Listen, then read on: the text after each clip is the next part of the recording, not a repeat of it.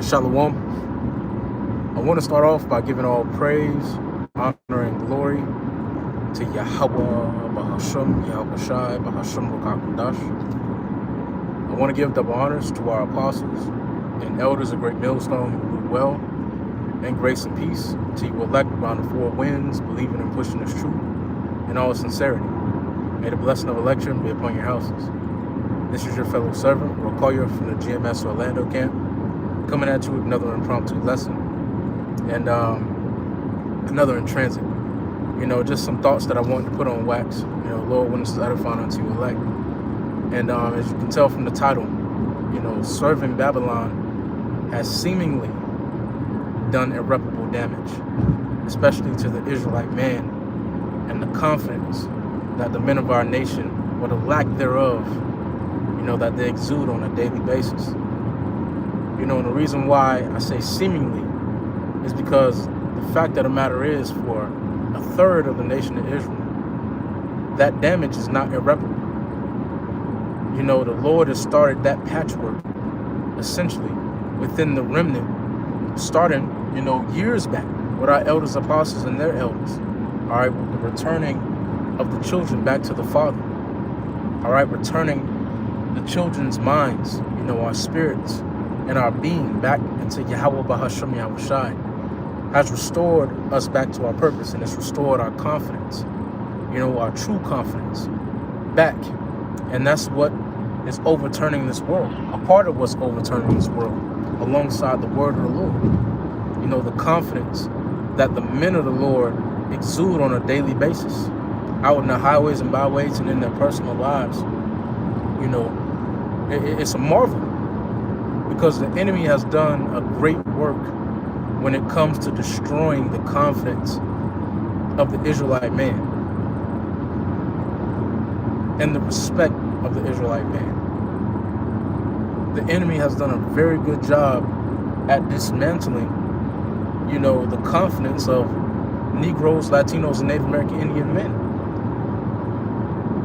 Starting with the devices that they put in place of in front of our women, the devices that they crafted to separate the man from his family systemically, to separate the father's influence and tutelage to his children, his instruction to his wife.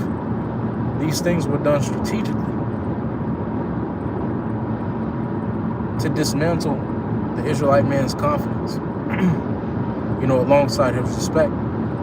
And it gets even deeper when you go into some of the devices that were used during slavery.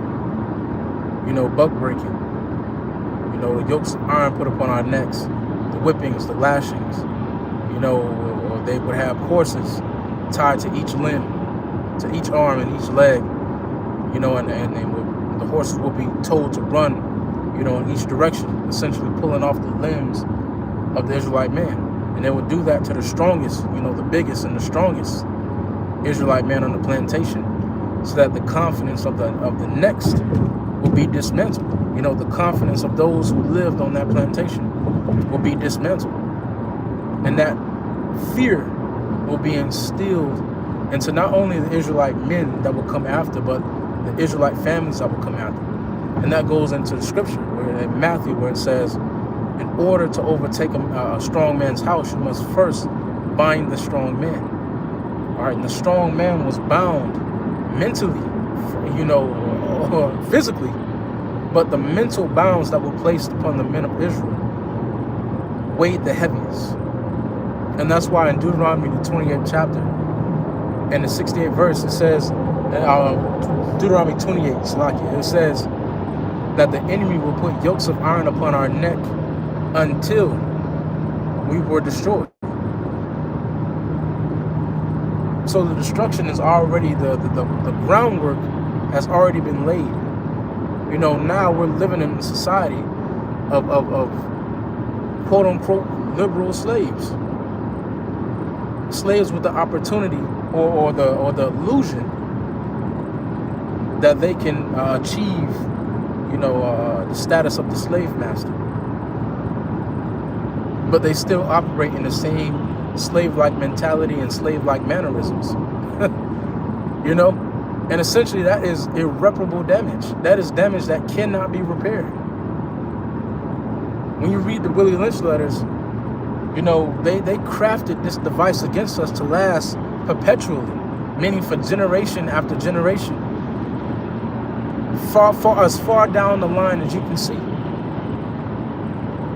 They laid the framework to do irreparable damage, especially to the Israelite man, but through the spirit and power of Yahweh Ba'ashem Yahushai, that damage is not irreparable for the elect. The elect is in the process of healing from the traumatic experience that we've had here in Babylon. Every single man that has grown up in Babylon the Great has some shape, form, or fashion of trauma. And through the spirit of Yahweh Ba'ashem Yahushai, we're all dealing with it, you know, in our perspective rights with the gift that the Lord has given us. You know, but that healing process has started within the elect. Mentally, we are no longer bound by the enemy. Spiritually, we're no longer bound by the enemy. You know, we're no longer emotional concerning the affairs of this life and different things that take place in our lives. We conduct ourselves like ancient men, ancient kings, ancient priests. You know, the scriptures, like it says in Romans, the 15th chapter, were written for our learning. That through that reading, we could glean hope. And as we read more and more, you know, every day we read, every day, you know, we listen to videos, we listen to scriptures, we listen to the breakdowns, we listen to the exhortation and the history. And every day that we do that, the more confidence we gain in Yahweh Ba'ashem Yahushai. You know, the more we begin to exemplify, you know, our forefathers. Job, the 8th chapter says, you know, ask of the former age, inquire of the former age, roughly paraphrasing. And we inquire of the former age every time we tap in to the spirit of Yahweh Ba'ashem Yahushai, whether that be through reading, prayer, listening to videos, going out in the highways and byways. Each and every time we tap in to the spirit of Yahweh Ba'ashem Yahushai, we tap into that ancient nature.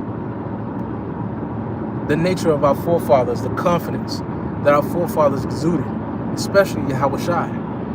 You know, when you get into the example that Yahushai set, it's really one that is awe-inspiring, it's tear-jerking.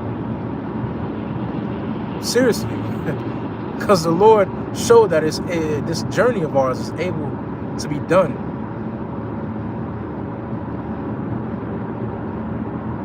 We can conquer, you know, the trauma that we've experienced.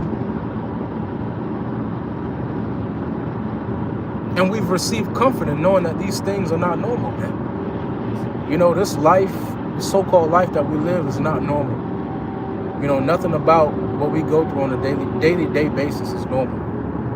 From the relationship that you have between you and your woman, you and your children, going to work every day, slaving for another man's plantation, using this fiat currency, being in the corners of every city, being stacked in these apartments, having to listen to other men's intercourse, you know, in these different apartments,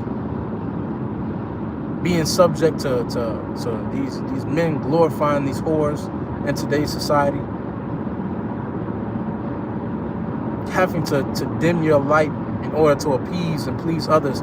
Because in this world, if you're an Israelite man, especially an austere Israelite man, and maybe you have a bigger frame of stature, you know, every room that you enter into, people are offended, they're afraid.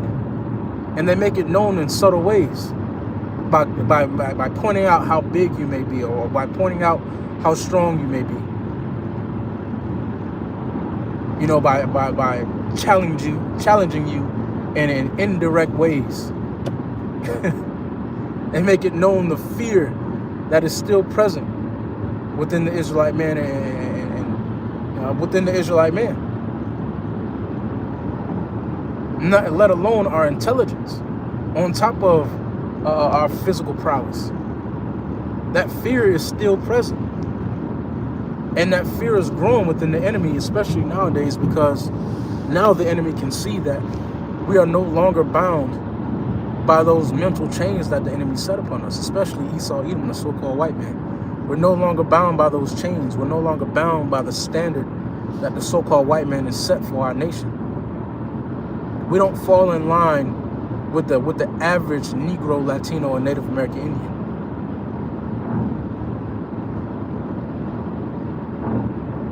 What the so-called white man is dealing with today are potentially, Lord willing, the dignitaries of the world to come.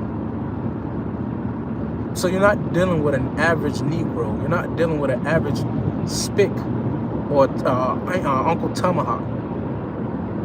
You're dealing with an ancient man. And that's what the gates of the nobles fear, because they can see it. They can see the ancient caliber of man rising up again through the spirit of Yahushua.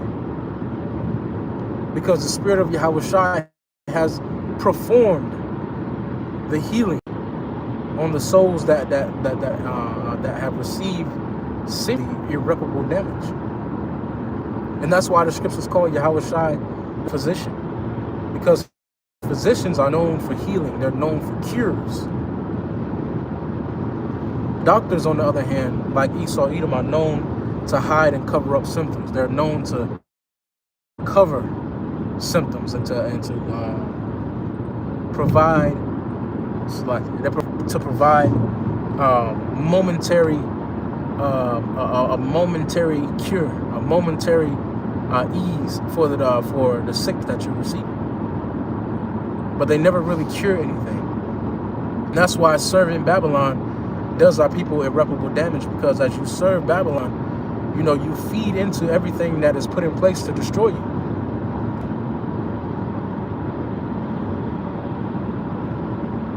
That's why the Lord told us in Micah, the 2nd chapter, to depart, arise and depart, for this is not our rest. You know? And once you arise and depart, mentally and spiritually, you know, you start to regain that confidence. You start to regain that understanding. You know, in Yahweh Ba'ashem Yahushai, you start to regain yourself and who you are. We were lost totally in this world. Didn't have a clue as to who we were and what role we served in life, what our purpose was in life itself. Whether you were a deep thinker or you know, a regular thinker, whatever the fuck, you didn't know what your purpose was. But now through the spirit and power of Yahweh Shem Yahushai, we understand. You know, and upon that understanding, we also understand that we have a duty, all right, to teach and to feed the Lord's sheep, so that those who also have been called to have purpose in this world, on this side, may receive the light of Yahushua. You know, so I just wanted to, you know, come with these quick thoughts, man. Put these thoughts in wax. Lord willing, to edify unto your elect. You know, Babylon has seemingly done irreparable damage to the nation of Israel, especially the Israelite man. But through the spirit and power of Yahweh Ba'ashem Yahushai, that irreparable damage is being reversed. The impossible is being made possible through the spirit of Yahushai.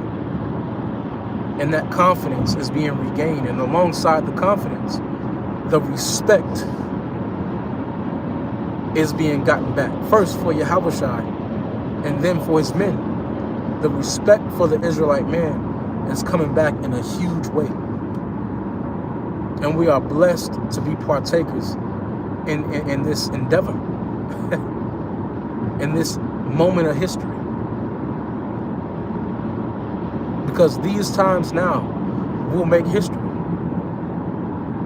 The times that we're living right now will make history. These times will be written about and told stories about forever. How the elect stood stiffly for the name of the Lord. Lord willing, were the elect. How the men of the Lord regained their confidence in the midst of the valley of shadow of death.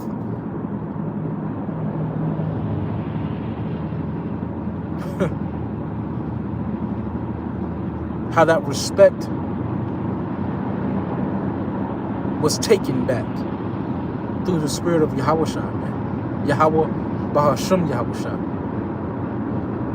With that being said, Lord, we want to edify and want to give all praise, honor, and glory to Yahweh Bahasham Yahweh Shai Bahasham Kakudash. Double honors to our apostles, elders of Great Millstone, who rule well. Grace and peace to you elect around the four winds, believing in Christian's truth in all sincerity. May the blessing of election be upon your houses. Shalom. Stay up.